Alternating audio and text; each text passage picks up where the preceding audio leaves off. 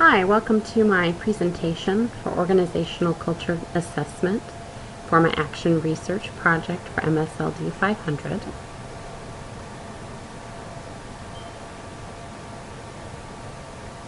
And the first thing I wanted to do was kind of make the tie for critical thinking and organizational culture with the subject matter that we learned this term. Some of the subject matter included concepts such as assumptions, point of view, question at issue, purpose, interpretation data, implications and consequences, all of which are directly tied to this project.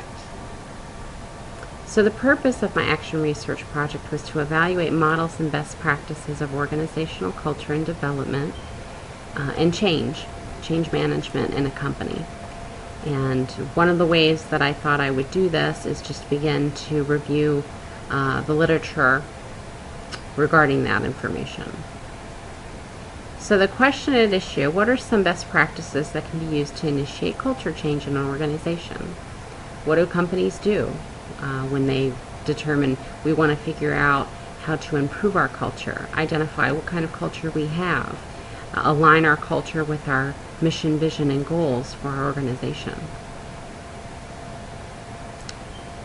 Some of the implications or questions an organization might ask themselves would be, what implications or consequences does our culture create for us? Do we have a culture and is it creating problems? Could we do better? Is there a culture that better speaks to our company? What is leadership assuming about the current culture? What's the assumption? Are people happy? Do they have a robust culture, a strong culture, a culture that needs to be modified or changed for the 20th century? And from what point of view? The customer's point of view, management's point of view, the employee's point of view. Who has determined what the culture is going to be or what it is? So you get the idea. Basically, this research project's trying to incorporate critical thinking concepts with action research or surrounding the topic of leadership and organizational culture. My literature review I conducted was various readings on models, definitions, best practices, tools that can be utilized for assessing organizational culture. So the first thing that I came across was defining culture, the definitions. And this particular one, is similar to what we were learning for critical thinking definitions. There's a couple of different ways to look at it. And this one was basically fish in the water saying, well, how's the water? And well, their perception is, well, what's water? What the hell is water? And that's basically, what is culture exactly? A simpler definition would be the way things that are just done in your organization. So just like for critical thinking, thinking about your thinking while you're thinking definition, this is the simplest way to think about it. How do we do things around here? And in my readings and my literature review, a lot of the approaches and models were top-down approaches led by leadership. And that's a common train of thought, that if leadership's not behind the change, then there won't be a change. And one of the major models that came across in the readings was John Kotter's 8-step model. And you can see the various steps along the left-hand side, categorized in creating the change, the climate for change, setting up the climate, and engaging and enabling the organization for the change, communicating that vision. And the last part of it is implementing it and sustaining the change long term. That was a major model in the literature review. Other approaches were focusing on the individuals. What do the individuals want? What motivates them intrinsically, extrinsically? The factors as far as generational differences between baby boomers and what's important to them in working in an organization versus generation X and Y, and how to come to a balance. And a lot of the intrinsic values were more important than the intrinsic motivating factors.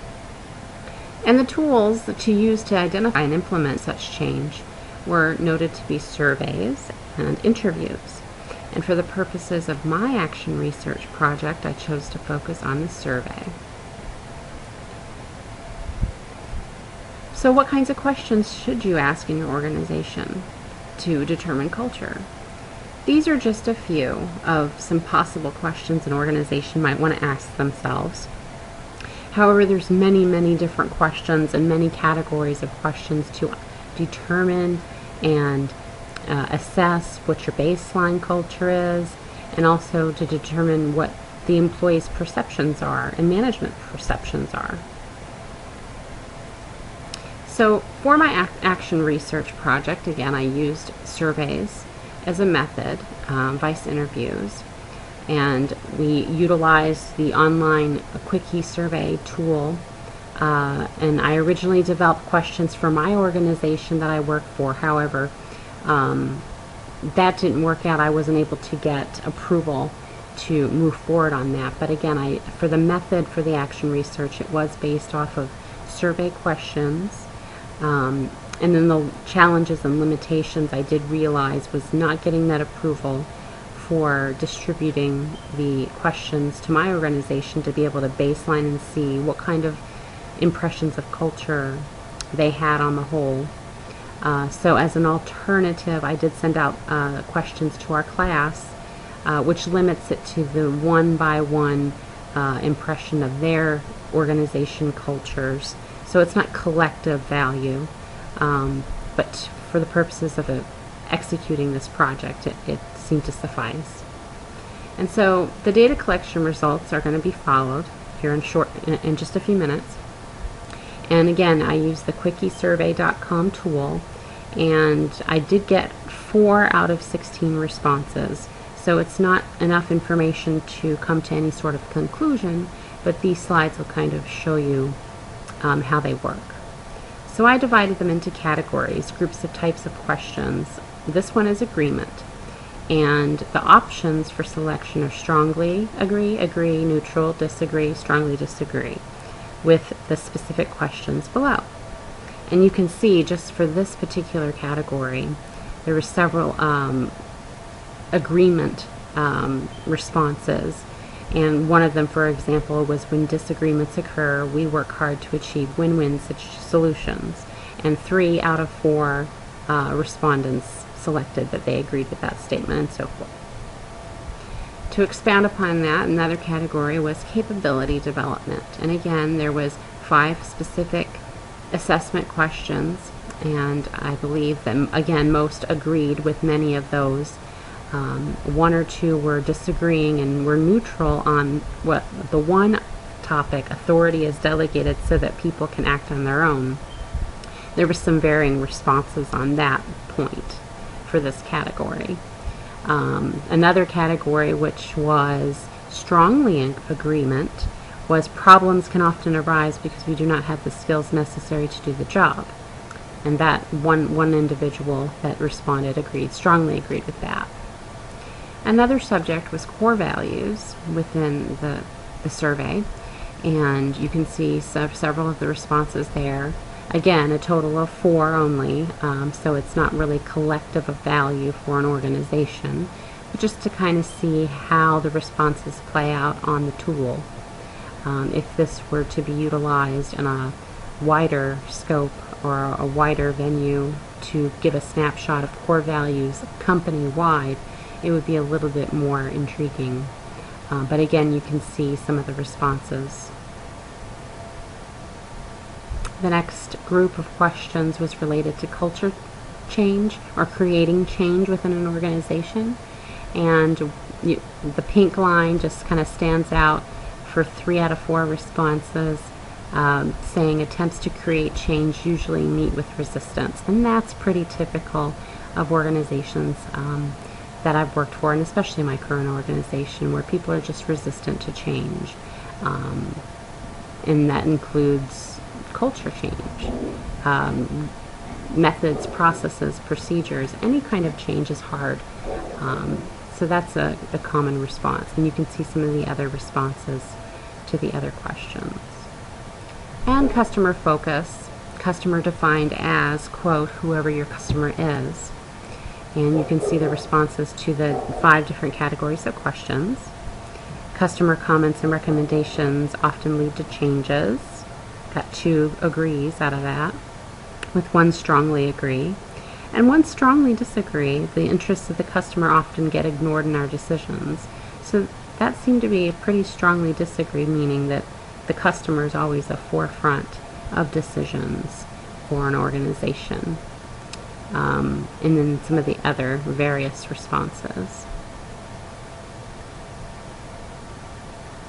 And goals and objectives of the organization. Again, this is just another category of questions that somebody might want to consider, and there are several different models of questions that can be posed to an organization to help baseline a culture. These are the ones that I chose for this research project, and you can see the various responses just based off of the 4 inputs that I received.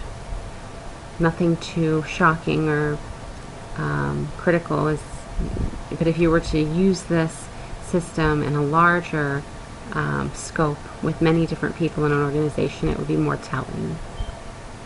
The next subject for review was organizational learning, and strongly agree, just kind of jumps out at me, that lots of things fall between the cracks, and that's not positive as far as culture, and that would be something that maybe management would want to focus in on if this was on a large scale and this was a large consensus that things seem to fall through the cracks.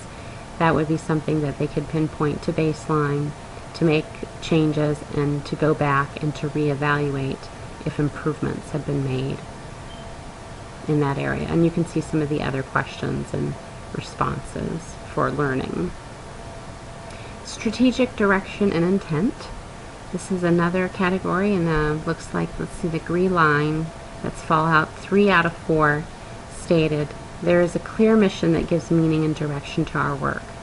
And I think that's pretty common. I think most organizations do have their clear, required mission, vision, goals that they're required to communicate. Maybe those need to be modified towards current advancements or new models of doing business, but typically it's pretty clear. And then some of the other responses. Vision. Again, mission, vision, goals. This is vision, one of the common ones, and you can see where it's collectively pretty unanimous there, except for the 1 disagree. It looks like our vision creates excitement and motivation. Yeah, sometimes some of the vision statements are pretty dry and boring and don't really create motivators or drive people to do business the way that they do. So I can understand that response. And it looks like it's just like a scattering of responses here. We have a shared vision of what the organization will be like in the future. It looks like that's common, agree, and a strongly agree.